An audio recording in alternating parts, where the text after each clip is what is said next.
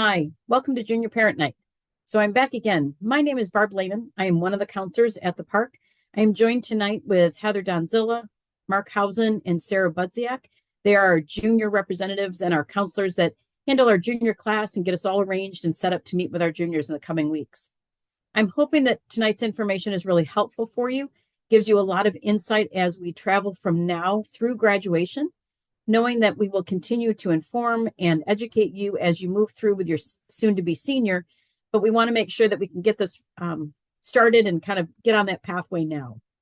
So let's get started with where we're at.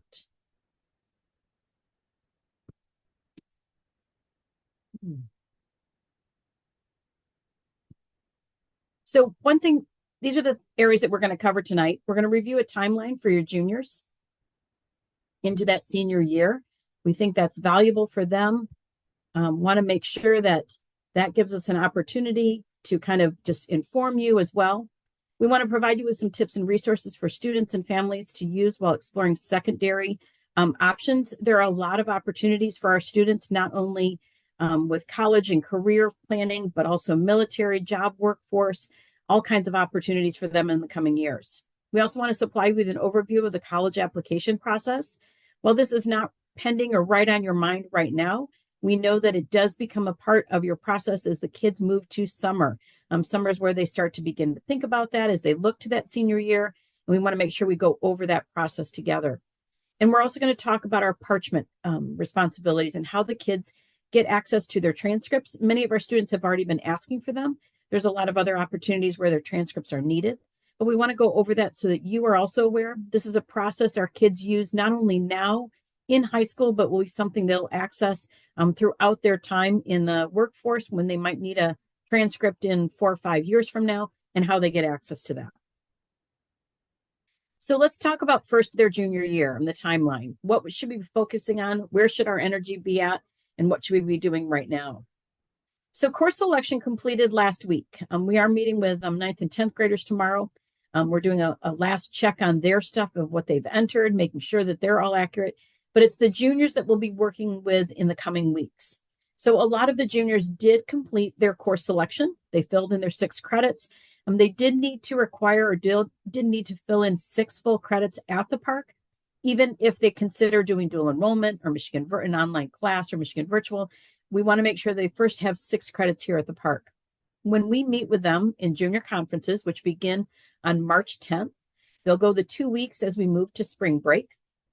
That meeting is a great opportunity for the counselor to sit one-on-one with your student, have a conversation about what do they see themselves doing in the future. Excuse me. Some kids may have an idea. Some kids may be struggling to kind of figure out and focus into that. I will say that's probably one of my favorite conversations I get to have with the kids, because it's really about what do you like? What do you like to do? How do you like to learn? What's your personality traits with that? And how can we make it kind of all fit together? I love that puzzle piece where we start to put things together for them and kind of give them a direction to follow. That direction clearly could change, but that conversation is key. So we really want you to encourage and make sure the kids are watching for that schedule. Some of the schools have emailed that out already or posting it on Canvas. It'll be out by at least by Thursday when we have our first meeting with the kids. But that will be important for them to make sure they got on their schedule. Teachers will also be aware, and they just need to show that schedule to their teacher to make sure they come down to their counseling meeting. That's an important part because, again, in that meeting, one thing we'll do is we'll make sure their course selection is correct, that it not only meets what their goals are, what they are choosing for senior year, that is a good balanced rigor for them, as well as meeting what their next step goals might be.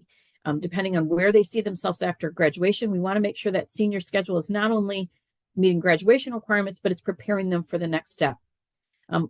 As I said, all those schedules for our junior conferences will be posted in Canvas, and some of them have already received an email for their actual schedule. So we solidify that plan. We have a lot of things we'll share with them, and we continue to do so. There are a lot of resources on this link, College and Career Exploration, that I encourage you to come back to, spend some time with. And as I said, some of this may not be right in front of their mind, and they may be thinking about it right today, but know that you have that opportunity to come back to this. Maybe it's in June, maybe it's in August or May, whenever that may be, they start to begin that process and thinking, and you have some time to kind of really have that conversation with them come back to this and use some of these links. We do have a career center. It is there is only one at the park. It is housed actually at Canton High School. Maggie Stiles runs that career center. She does a phenomenal job. She is one that is in charge of all of our programming and all of our events. And I'll talk about a great opportunity coming in just a couple of days that she's planned. But I encourage kids to come see her. She is not there first hour because she works in our media center during that hour, but she's accessible for the rest of the day. So if you have questions or kids want to find out do a personality trait or do a career interest inventory or kind of connect with a school, they haven't seen this college come to visit and they're really interested, Maggie will really problem solve with them and figure out, make those contacts and kind of get that all set up for them. So I encourage the kids as well as yourself to reach out. She's really a great help and support for our kids. In April, coming up will be the SAT for our students that are here at the park. Those students will need to be taking the SAT exam along with work keys. That schedule has not come out as of yet, but I'm expecting that we'll hear about it in the next couple of weeks. So the testing will occur right after spring break. So it's definitely something that can kids prepare for it? Sure. They can take prep classes. I encourage to go online to any of the prep opportunities. Khan Academy does a great job of giving you some ideas about the exam and what it's looking like and what to expect in taking the exam. Now, we only offer the SAT at the park. That is the state exam that is available. The SAT is offered on multiple Saturdays throughout the school year. So if a student were interested in retaking the test or looking to take it this June, I would encourage them to go on College Board and look for a test date that they could set up, sign up, and get a location that's fairly close to us and be able to take the test a second time if they're interested. I will say that most of our students, as we know, anytime you take something a second time, we do see that kids do tend to do better. It could be 1 to 2 points. It could be 10 to 50 points. It kind of depends on the situation and what preparation that they do in between. But we know sometimes when they take an exam the first time, it's really all just about learning the expectations, what kind of problems there are, what level are going to be expected to be tested on, and the timing. So getting through it the first time is great, but being able to take it a second time and now knowing, okay, I ran out of time in the math section, I need to speed up my process, or I need to make sure that I spend a little more time in the English section where I can have more time and read and really make sure I'm getting those right answers in there. The SAT is not, or ACT, excuse me, ACT is not a test that we do at the high school, but that test is offered on Saturdays. So I encourage that if a kid feels like maybe that would be a better test for me. It is slightly different. I would say in the last 5 to 10 years, they are much more aligned with each other. They tend to test the same way. Their scoring is definitely different, but it is both are exams that are used for college entrance. So it may be something that if a date works better for your child to take it on this Saturday because it's an ACT, that would be absolutely fine for them to do. So we've now kind of talked about their schedule. We've talked about their testing. And now we're kind of moving towards that process of whether it's scholarships or career or job workforce as we move into the fall or into the summertime. Going back to Mrs. Stiles, who's in the Career Center, is doing a great job. She recently had a conference or a workshop on writing a resume. So she'll do a couple more of those as we move through this spring. I would encourage kids to sign up for that. She sends a newsletter out at the end of every week. If you're not on that list, please do get signed up for that. She's got a lot of helpful information and great wealth of information to share. But she'll have these meetings where the kids can come in and talk about how to develop a resume and get that prepared for whether it's going into the job and getting a job right now this summer and kind of preparing for maybe in the future. The other thing students can start to look at, and we'll talk about in their junior conference, is letters of recommendation. Now, all the counselors do have a position where we do write letters of recommendation for our college applications when the kids do Common App. That's one of the roles and the responsibilities that we have. But I would tell you that for a student to be looking at a scholarship or other college applications, they really want to consider a letter of recommendation from a core teacher, math, science, English, or social studies, and more importantly, a subject in which they see themselves in the career field. If they see themselves doing something in writing, in journalism, I wouldn't necessarily want them to do a science recommendation letter, but it doesn't mean that it's wrong. It just would be a better, more supportive situation if they had an English teacher write it. But again, looking out and kind of thinking about the teachers they've had, it's a great opportunity now to have that conversation and to connect with those teachers. Writing this resume is really helpful because sometimes what the teachers will ask for is, can you give me a resume? Some of our kids that, as they're juniors, they had a American Lit and Writing teacher that they absolutely loved. They connected with, they really did well in the class. They really thrived. They were a great participant. And they had this connection with that teacher that they would be a great person to write a letter of recommendation. But that teacher was half a year ago, and they don't know what else your child's been involved in. So writing a resume could really give them a way to kind of share what they've been doing and what they've been up to since they left that class, and really make sure that that teacher has the tools and the information to share that really is going to meet with that kid and set them up for a really great recommendation letter. The other person that might be a good possibility, and I tell kids, is that, you might want to look to your parents. If do you have a family friend? Now, we can't do family. We can't do an aunt and uncle, but we could do maybe your college roommate. If you have somebody that has been an amazing part of your family, or has known your child since they were born and seen them grow up to be this amazing individual, or it could be a neighbor. It could be a neighbor that you've had for a long time that your son or daughter has really connected with, and they've seen how wonderful your kid has become.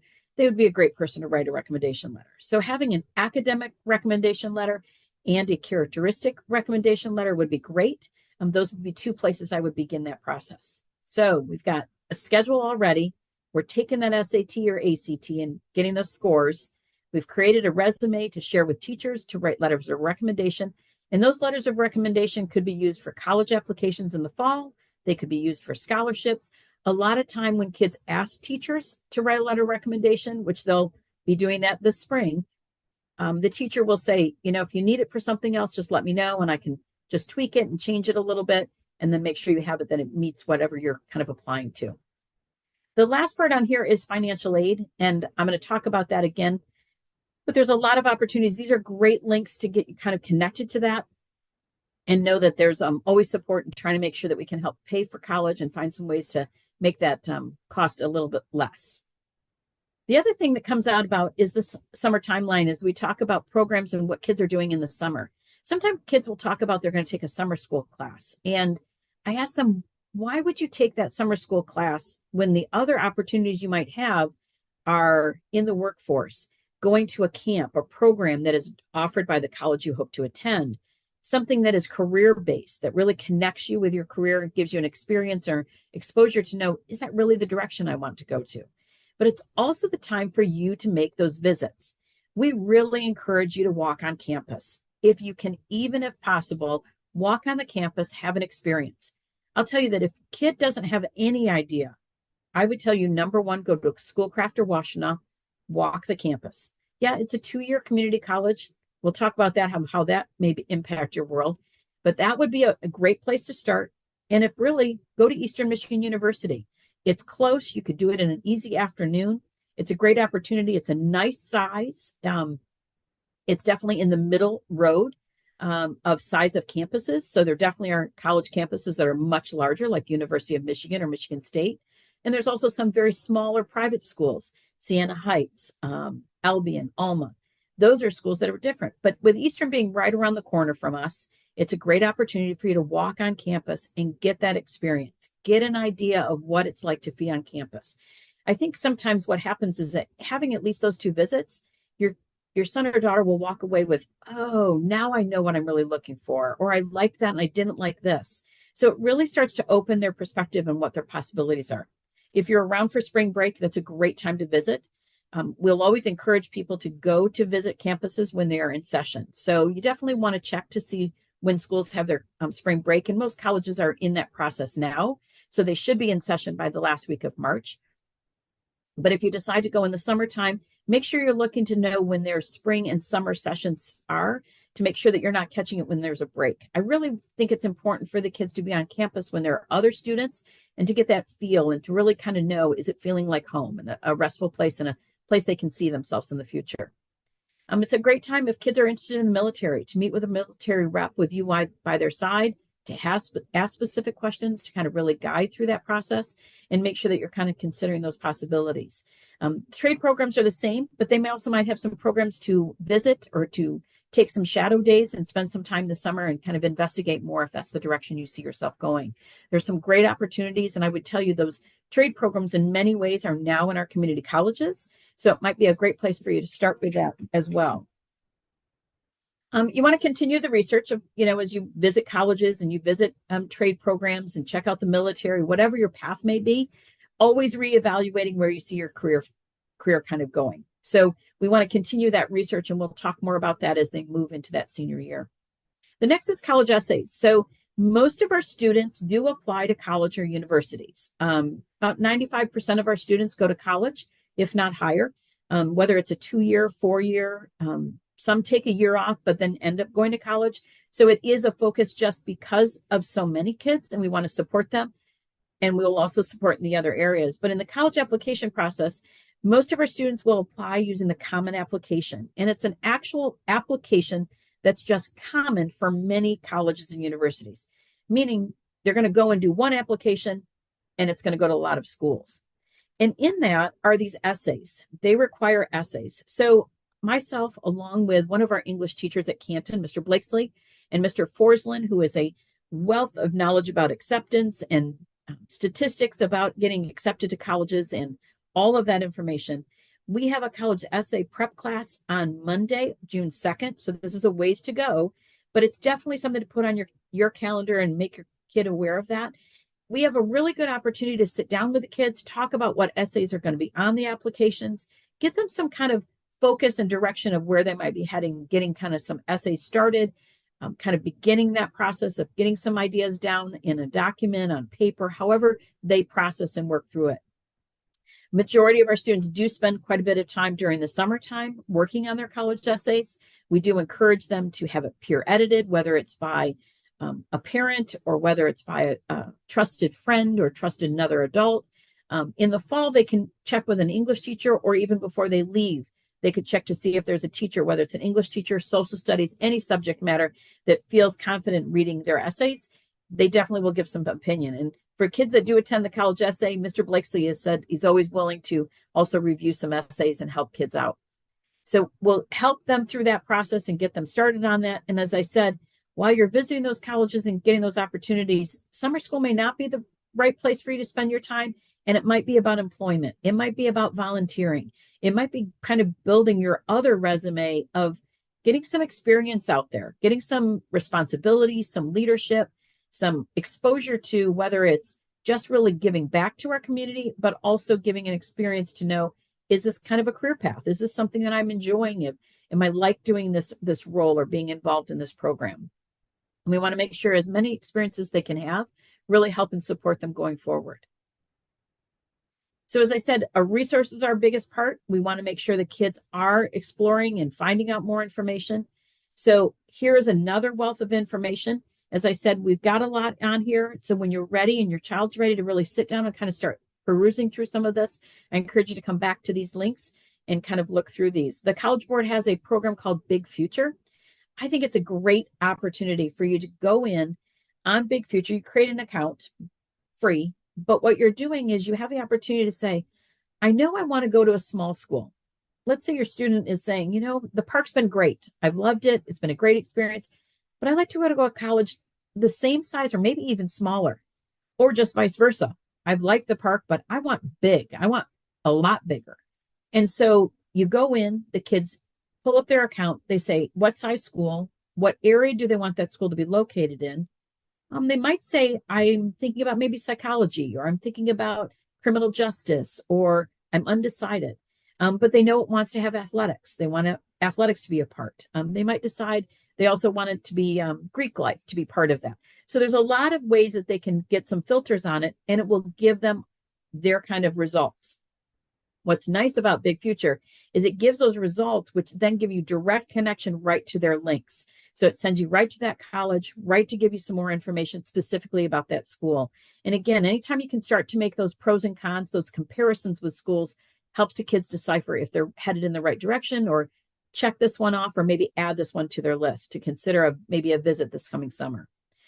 There's some additional ones on here, including HBCU colleges. There's a common Black application students fill out. There are 2 different ones, so we want to make sure kids know about that. And And then also making sure that they're kind of exploring those other options if they're interested in a trade program or military.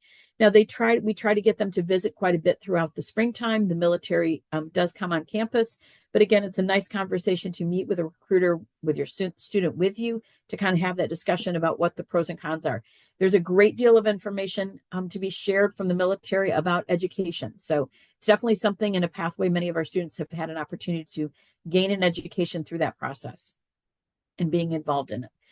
In the fall, a lot of our kids will start to look at scholarships. But I will tell you, if you have an opportunity to sit down now and go through the scholarships that we have on our school website, it really would help you to get an idea of what's out there. Majority of our scholarships are repetitive, meaning they're come back again every year. So the Wilcox is a great example. Wilcox has continually supported this community and done a wonderful job with scholarships. It's usually something where the students are to write a Plymouth historical perspective, something about either it's a building or a time period where they write an essay. Wilcox has always been a great advocate for our students to moving forward and giving scholarships. And one of the great things is you could submit a scholarship for the Wilcox Foundation, and one student is randomly drawn and earns, I think it's $500. So just by simply applying gives you an opportunity to win some money. Every scholarship is slightly different. So I'd encourage you to kind of look through and see how they set them up and how you get the money. Some schools or some programs will give you the money directly, and some will send it right to the college. So it kind of depends on how maybe their foundation or their grant or their system is set up.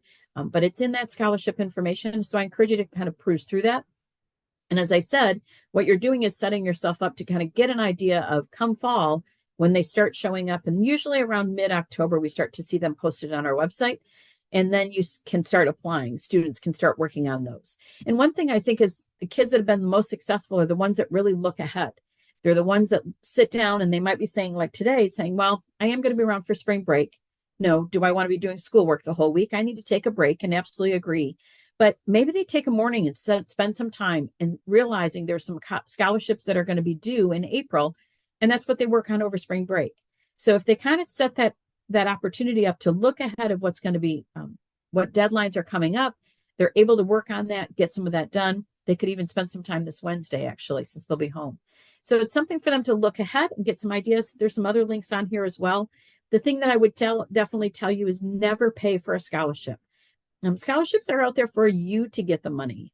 Anytime that you're going to be actually paying someone for scholarships, they more than likely are doing a search just as much as you could do. So I encourage you to kind of do your own searches, look for those, and definitely check the school's website, because we have all the local scholarships that are the least competitive in the sense that they are students that graduate from one of our 3 or 4 high schools, and also just within this local area. The last part on here noting is the financial aid night that I said I'd come back to. Financial aid might be a really important night, more so than ever before. For students to go to community college for free, they do need to submit a FAFSA. They need to fill out the FAFSA in the fall as they move towards that end of the senior year into college. So if a student's considering of going to a community college or taking advantage of that, we want to make sure that they're aware of how to do the FAFSA, how to complete it. We will have a night in the fall early, and where it gives an opportunity where we'll give some explanation and then also give you some time to be on the computer and actually log in, create your account, and get started in that process. Overall, completing a FAFSA form nowadays is usually might take you less than 45 minutes. 30 to 45 minutes is an average time for families to fill it out, get it submitted, and then be able to wait to see what the answers might be. So as we've said, or as I've said, there's a lot of opportunities for students to kind of explore. Here's a few more. We want to make sure we're hitting every possible one. Zello is career cruising is kind of what was used to be called, or kind of what we referred to, but Zillow is a great spot to go to. And the third one down is My Next Move. Those two are really great if your student really has no idea of what they want to do. I really liked it when we used to do the ACT. If your student signs up for the ACT, there's a wealth of interest inventory questions they do. And that's exactly what Zello and My Next Move can do. They do an interest inventory to really find out what their career pathway is. It gives them kind of an idea, and it's simple questions. Do you like to work with people? Do you like to work on a computer?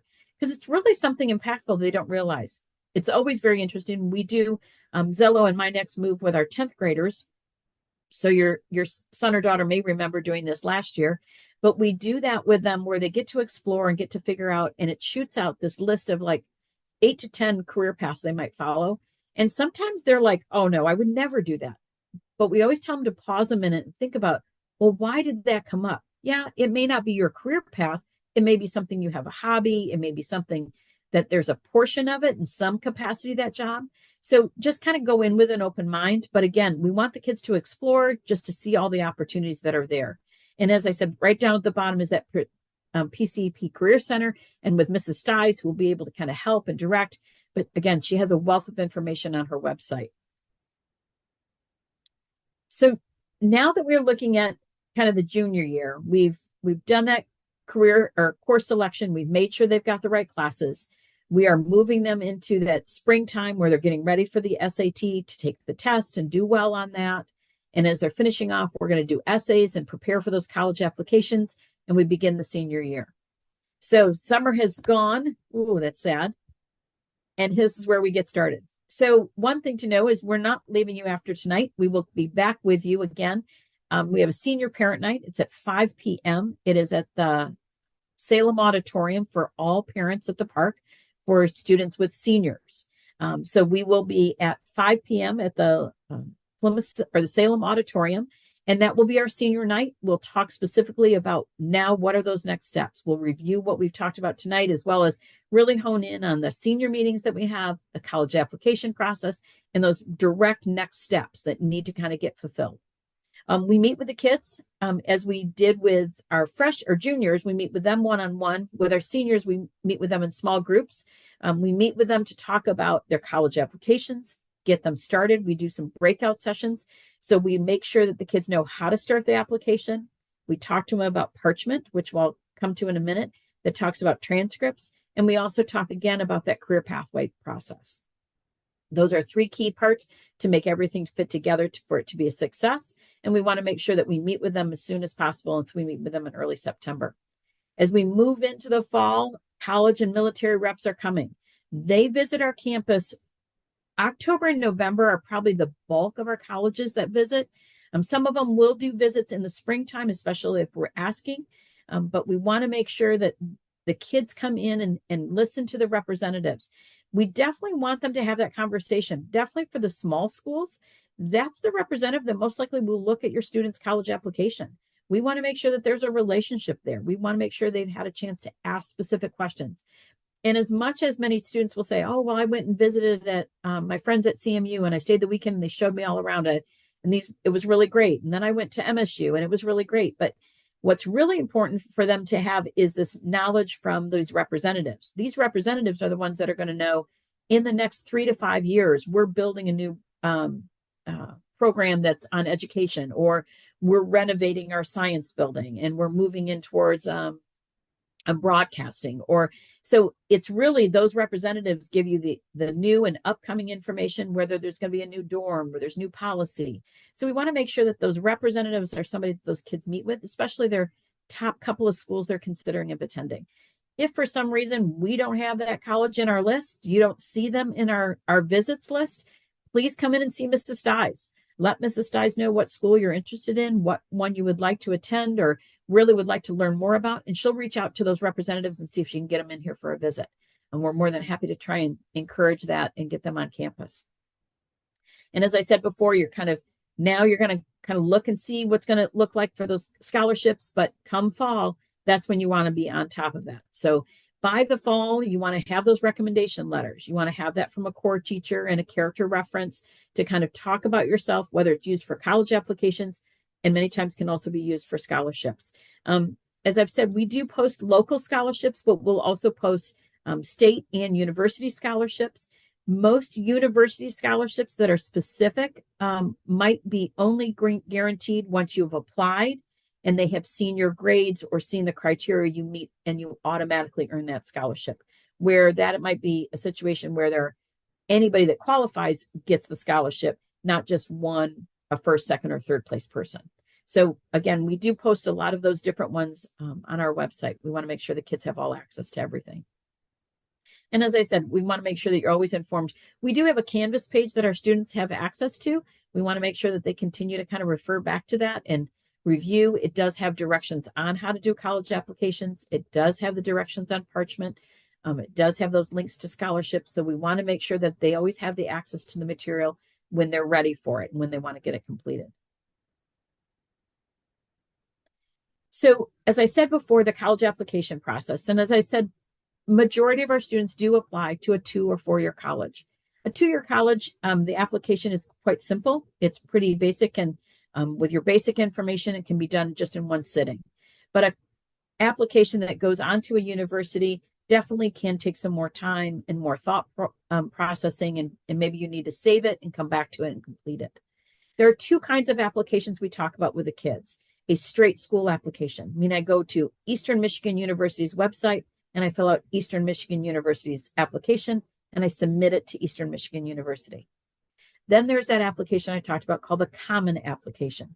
You go to the Common Application website, you create an account, you choose your schools, you fill out all your parts, and once you're to that point where you've filled in some schools, you'll also fill in who you're going to ask for recommendations. Now, as I said, it's going to many different schools. So you could decide to do a straight school application, but you might want to make sure is what schools are you going to apply to? Do they all fall with a common app? You may just need to do one or choose to do one. But in that common app, once students have created that account, filled in their information, including some schools, at least one, they'll go to a part that talks about recommenders and FERPA. So we recommend kids release and waive their rights to see their applications. It gives more validity to their application and make sure that there's truly an honest perspective being shared. And I would tell you that 100% over that every counselor will do everything they can to write something positive, encouraging, supportive for your kid. And I'll tell you how we kind of come up with that as well, beyond just our relationship with the kids. But that's an important step. So August 1st, the application opens. And I do tell my students, August 1st, you're going to want to go in, create your account, and get me on your list, because then I do them as I receive them. So we start getting the kids can work on those. They've been working on their essays. They can start considering submitting their essays, but we want to make sure they've had them peer edited. But they'll apply online for those applications. And we always encourage our students to try and get the majority of their top schools or their applications completed by the end of October. The reason being is most schools, while they may have continual enrollment and ongoing enrollment, we know that the students that get their applications within those first couple of months have the most high or the highest probability of being accepted and being in that first wave of acceptance. So we want to make sure our kids are really in that first wave. So they'll complete their college application process. Step 2 is that transcript. So we'll go over this with the kids in their senior meetings, and they're actually going to be doing this this Thursday with us. But they're going to create their account, and one thing they're going to do is they're going to request their transcripts. So this is the same process they will use starting this week throughout any time they need a transcript from the high school. This could be 30 years down the road, believe it or not, 4 years down the road, or in about 2 weeks or 2 months from now. But they go to Parchment. It's a website where they go to. They create an account. We'll give them a code to start the process, and they request their transcript. Now, let me go back to the college or the applications. If I submit an application directly to Eastern Michigan University, where I went to their website and did their application and submitted it there, I'm going to request my transcript to go to Eastern Michigan University directly. If I go to do the Common Application, I'm going to send my transcript to the Common App because it needs to attach to that one, because then it gets shared to many universities. An example, most of our students, ones that are applying to the University of Michigan and Michigan State, will use the Common App, but they need to send their transcript to Common App, not the Big Ten schools. That's where that application has to have that transcript, because that's our part, and that's what connects us and gives us access to submit. We'll remind the kids, but that seems to be one of the catches sometimes. And we'll remind the kids ongoing to make sure that they get that done. The last step in the college application process is that test score. This one's definitely a different one, and it continues to evolve. When kids have done their test scores, first of all, when kids take it, the SAT in April, we recommend that they send their scores. Right now, colleges are not going to use those scores until you've applied to those schools. A college will always take your highest score. There are some schools that will actually super score, which means if you take an SAT test more than once, that school that does a super score will pull components from each of those scores to give you a brand new composite. They want you to have the highest score possible. The part that kind of keeps going kind of back and forth, ebb and flow, is whether they require test scores. Every university has drastically changed their path in the last couple of years. Since we left COVID, that has drastically changed. I will say that I'm starting to see more schools that are saying they're going to require test scores. It's probably to give them a better perspective of comparison of kids throughout the United States and the world, and that they need those test scores to give some perspective. So it's definitely something that we're starting to see evolve. But again, every school is different. So I encourage you to check their website. Again, the kids can go to the representatives and ask them specifically what's their perspective about sending in test scores, and make sure they're making the right decision for themselves and what that school is requesting. Letters of recommendation, as I said, if you're applying to Eastern Michigan University, you don't need any essays. You don't need any recommendation letters. You're doing a straight school application, and it's pretty simple right from there.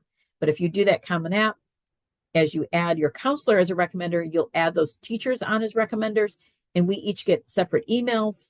We upload our recommendation letters and submit it through that way. So that's something we want to consider. And again, we'll still continue to encourage our students to try and get them all in by October 31st. But here's an example. Perfect kid goes down Thanksgiving, goes down to Kentucky, has the opportunity to go see the University of Kentucky, and falls in love with the place. Thinks it's the best school ever. This is really where they want to go. What do I do? It's way past the deadline. Apply. Absolutely. Any school that comes out of the woodwork that you never even realized was there and really you feel like is the better fit for you, then apply. And I would tell you, if you're really questioning whether you'll get accepted, reach out to the admissions office and connect with that recruiter or that representative to find out. Let them know how you applied now and didn't apply in September. Make sure that they're aware of it. It really is important to you. You want to make sure you make that effort. But again, we want the kids to actually apply by October 31st, because then we know they can really change their focus to whether it's their classes during the school day, adding on scholarships. We want that focus to kind of move forward for them. So as we kind of go through this, it's really important to kind of just have those conversations, those continual conversations. And one thing that we know is the kids will always have just kind of a different perspective. They definitely go at it very differently than you may have. So you've got to go in with an open mind, seeing what they're ready to share. I would encourage you to share your experience, because how you came to where you are in a career path or what you're doing at this point might also help them or give them an idea of what they could do and how they kind of begin that process. As we said, there's a lot that goes on with the financial aid and planning for this. College is not an inexpensive opportunity, but there are ways for you to really reduce that cost. There's a lot of, might give you some time to search through it or get connected with some of these links. Any financial aid office is really supportive and helpful. If you have questions, I encourage you to reach out to a financial aid office, whether it's Schoolcraft or Washtenaw. And I picked them just because they're close to us. And Schoolcraft more specifically is our community college.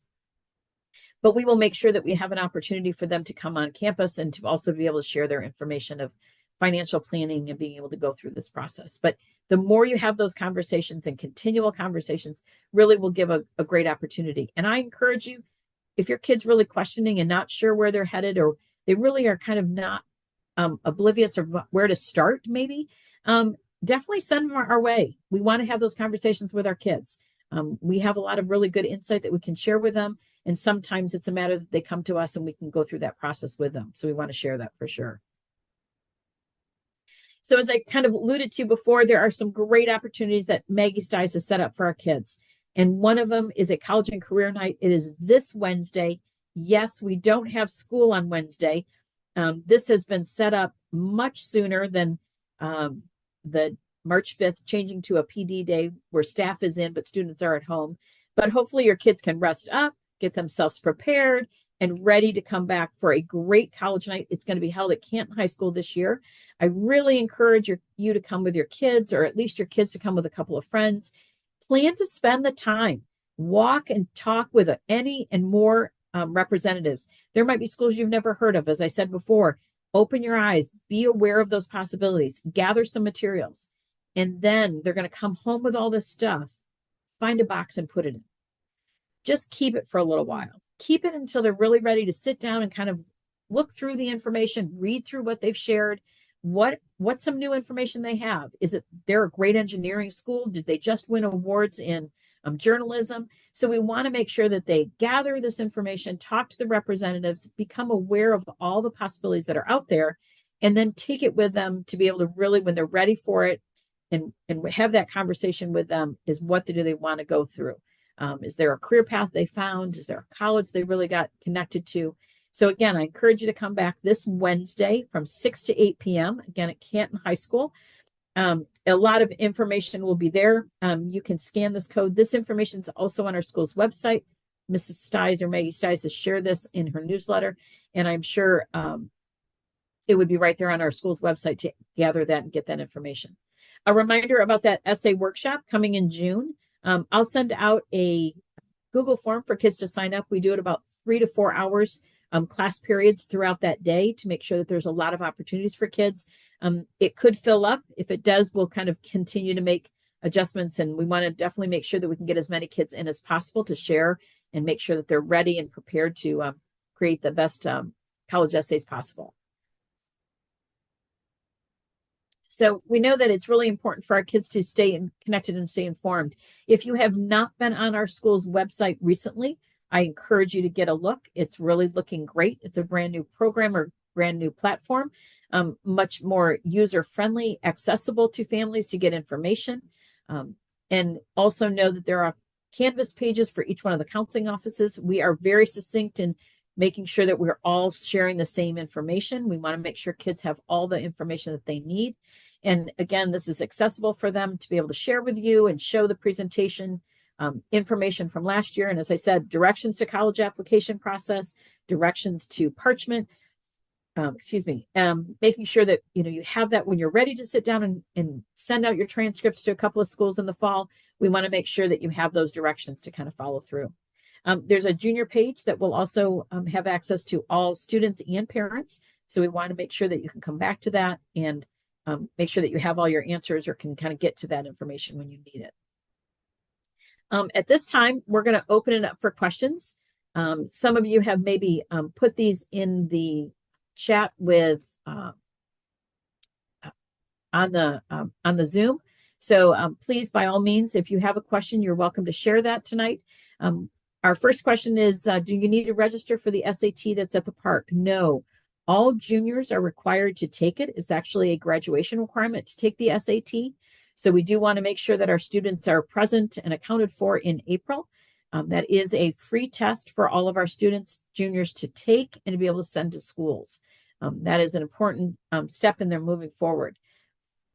All these links, this presentation, the slides themselves will be on our Canvas page, as well as being shared not only in recording, but also in presentation slides. So you can access the links that we shared tonight as well. In the fall, one question is about senior parent night. Usually the first Thursday of the school year is open house, and the senior parent night is the hour before. So we start at 5 o'clock in the Salem Auditorium for all students, all seniors, Canton, Plymouth, and Salem. We are in the Salem Auditorium, and we have presenters that will be talking and preparing you for the senior year. And again, it's right before open house, and then you can continue on and see where all of that is. There is a link in one of the slides. I'm trying to think of where it was. Back, it was at the bottom, and it said college and military visits. It is through the Career Center. So if you are looking for when a college or a military branch is visiting campus, you would go to that list, and Mrs. Stiles continues to update that. Right now, there may not be too many on there, but we definitely want to make sure that we're filling anybody's request as possible. But again, that list will be continually be updated. And as I said before, if there's a school you're interested in that you don't see that's on the list and you're looking to go to the University of Arizona, absolutely come in and see Mrs. Stiles. Let her reach out to the rep, see if we can get them, if they're going to be in town, if they're going to be doing a visit, that they can come on campus, or if they're even in the area. Sometimes some of the schools that are out of state will do kind of a presentation at a local area for many high schools to attend, but she has that information or can access that information. So I encourage you, yeah, if you're considering going out of state to a college and want to get a college visit or at least connect with that representative, come see Mrs. Stiles. She'd be more than happy to kind of investigate and see if she can get them on campus, because I'm sure you're not the only one that might be interested.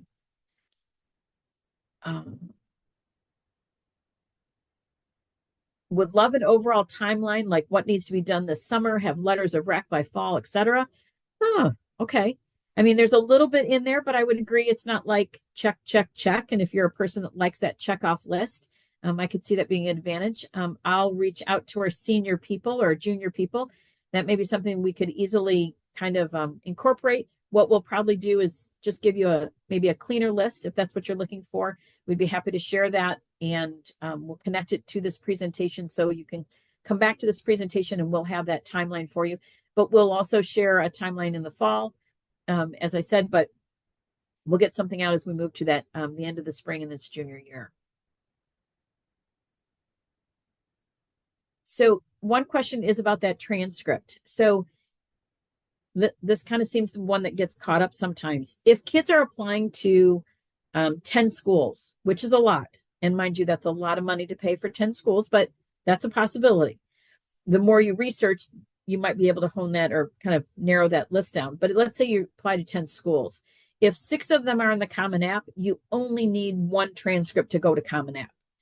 None of those schools will take your transcript. So many times what happens is if a student, perfect example, if a student requests their transcript to Common App and then requests their transcript to the University of Michigan, we'll delete the University of Michigan. University of Michigan only takes the Common App, so we know they have to go to that transcript needs to go to the Common App. So we do want to make sure that kids are sending their transcript to where it needs to go. So if a student is doing the Common App and that school is on that list, that's the only transcript they need to do. They do not need to send a transcript to all those individual schools. But if you were to apply to Eastern, to Western, to Central Michigan University, to Alma, to Albion or Hope, that you would need, and you're doing their application on their website and submitting it to them, you would need to send your transcript to that school. Hopefully that helps to clarify. Please know that it is a little confusing, and we'll continue to share that with the kids. We are meeting with them on this Thursday. It is in the morning with all of our juniors. First, second, and third hour, it is broken down by alphabet, and we will make sure that we are going through this same information, but in that meeting, we're going to make sure the kids all create their Parchment account. So while we're going to be talking about their next step, which is meeting with their counselors next week for their junior conference, we're going to specifically have them create that Parchment account if they have not done so already. There are some students that have already created them because they needed it for different events or different activities they're involved in, but everybody else will be creating their Parchment account so they have access to it, so they can start that process as soon as we move into the fall. No transcripts need to be requested now. It really is waiting until we start doing those college applications. When you take the SAT test or ACT, whether you take it in school or on a Saturday, it is your choice whether you send your scores. You may choose not to send your scores. You feel better waiting until you get your results back and then send them. The difference is when you register to take the exams, you are given 4 to 5 free test score sends. If you wait until your scores come back, you'll have to pay for them. And you do have to pay for an SAT or an ACT score to be sent to each school if you didn't do it in the initial. So it is something to be aware of. The price has been under $20 in the past, but I do know that changes from time to time. So just be aware that there could be a cost. If you don't send your scores when you register initially for the exam, which you will kind of fill out the registration even while you're doing it at the high school and take advantage of those free test score sends. You will have to pay for those when you're ready. And when you do, you can choose which ones you want to send. So you do want to also know what school or college will super score. Because if there's a school that super scores, you may want to send both of your scores that you took or both of the exam scores that you took. And one thing about senior meetings, the question is about NCAA requirements, and check to make sure they're on track for NCAA as well. We don't cover it at that time. In the past, I've held an NCAA or NAIA night, but I've been trying to find a rep that would kind of meet both levels, the NAI and the NCAA. And if I can find somebody that can either do a Zoom or in-person meeting, we'll do that in the fall. I'll be looking for someone in the coming weeks to see if I can find someone to get that set up for, and I'll make sure that everybody's notified. But also know that students that follow our graduation requirements, following ours should set them up to be eligible for Division I. We do encourage kids to look on the NCAA website, follow Division I to make sure that they're meeting those. You also have access on the NCAA website on the clearinghouse to know which classes or which courses do qualify. Majority of our classes in our course catalog note that as part of the description. So I encourage you to go to our school's website and search course catalog, the 25-26. It's out now. That course catalog would be the descriptions in there should tell you if they're NCAA approved. Most of our core classes do fall in that. There are some that don't, so it is important for you to research that. But NCAA's clearinghouse, you can look at a list of all of our approved courses. Students are more than willing, or more than any time can go ahead and sign up for an appointment with their counselor, and they can walk them through some of those steps. But we encourage you as a family to register with NCAA, get that information of what you need to go over. Now that the kids will have access to their transcripts, they could easily get a self view of their transcript and be able to kind of count up those credits and figure out where they stand for NCAA. What are the dates for seniors' last day and graduation? I'm not positive. And right now I would say it's up in the air. There is some discussion about when our start date is for the fall, just mainly because Labor Day is extremely late this year. So I think that could possibly change when we actually start school. That could also shift our graduation and seniors' last day. But more than typically, it's the end of May is when the seniors' last day is, and graduation is a week and a half following. So usually that weekend before we actually finish school gives you kind of a parameter. This year, graduation is on June 8th, and we end school on June 11th. So, and our seniors' last day is May 29th this year. So that could give you kind of at least an idea of where you're at. If a student wants to go to Schoolcraft, I would tell you the only thing they need to do is fill out the FAFSA, because that's going to give you that student guarantee loan, where in which you're not going to have to pay for the community college coursework. And second, it is a straight Schoolcraft application. There's no essays. There's no recommendation letters needed. It is probably maybe takes you 20 minutes, and it really is name, address, some basic information. I would encourage kids to take a visit at Schoolcraft to get some perspective of expectations, programming, what are available. The community college, Schoolcraft is considered our community college. It's in our community, so it is the best in pricing. But Washtenaw, if you are somebody that lives in South Canton, I would tell you definitely Washtenaw is a great school as well. But again, there's also Henry Ford, there's Oakland. So there's a number of community colleges that are available. So definitely kind of search out, just as we would tell you to any university or any colleges, find some place where their programming is appropriate and what kind of is guiding you towards that. But you definitely want to make sure that you complete the FAFSA, and you want to do that in the fall. You're not eligible to do that at this point in time. The FAFSA that is out currently are students that will be freshmen in college next year. So the FAFSA will reopen in the fall. This year it opened in December for this year's seniors. So I would expect it around that same time. So your students will not be able to create an account or apply for FAFSA until December, I'm guessing, of 2025. But again, you need to apply so that you have that guarantee for the community college payments.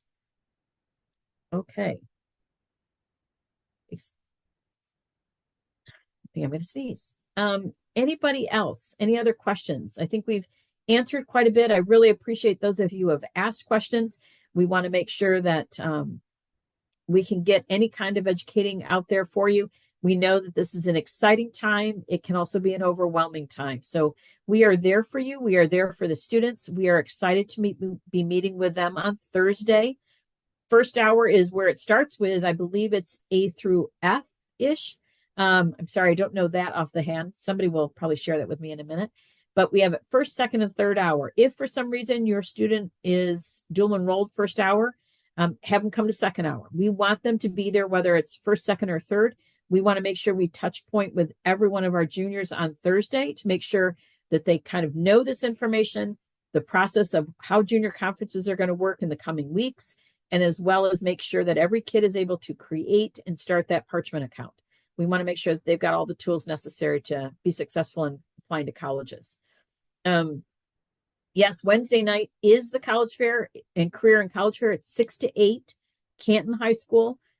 We do want you to, there's a QR code there on the presentation, and I'm sure that slide is also available. It's been shared out in the Career Center newsletter that comes out on Fridays, as well as on our school's website. But again, this presentation will be shared and you're able to get to that QR code. I missed, let's see, what was it?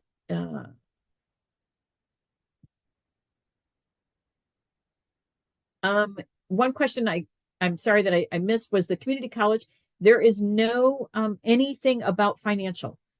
It is any student that is going into community college for these, they have to apply to a community college within, I believe it's 18 months to start that. And they are all eligible. All students are eligible in the state of Michigan to get community college for free after high school. So that definitely is an option, and you do need to fill out the FAFSA. That's the only criteria that right now is the responsibility to be eligible. I don't have a list of who's coming for the college night. There are some in-state and out-of-state. There's over 60 colleges, I believe, attending. I am sure that every school in the state of Michigan is attending, both public and private, big and small. And I would also expect that many of the neighboring state-connected schools, I would expect University of Chicago, because we have students that will go there. There may be a more specific list, but I know that sometimes it can change a little bit just based on, life and circumstances. But it definitely would be something to consider coming, even just to gain information from who is all there. And it's a great time for, kids. It's kind of a rite of passage for our juniors to have that opportunity. Common App, Eastern, I believe Eastern's on the Common App. I apologize. I can't remember if they are or not.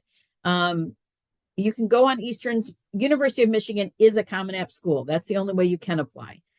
As for Eastern, if they do have the Common App, I would definitely do it through Common App if you're applying to U of M.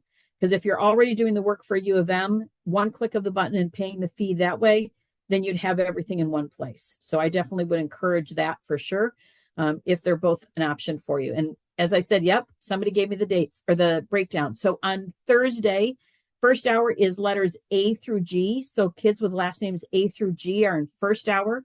Second hour is H through O, and third hour is P through Z. But as I said, if somebody has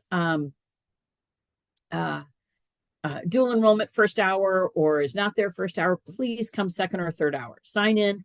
We'll take attendance and make sure that you're covered. And we want to make sure that everything is all set.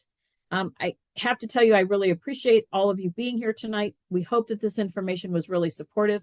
I definitely want to shout out again to my colleagues, Heather Donzilla at Plymouth, Mark Hausen at Salem, and Sarah Budziak at Canton for being here to manage and support and preparation for tonight. We hope this information is supportive and is, again, go back over it when you're ready for it, click through it, look on the links, spend some time, encourage your kids. And if they have more questions, they'll be working with us this Thursday and then for their junior conferences beginning next week.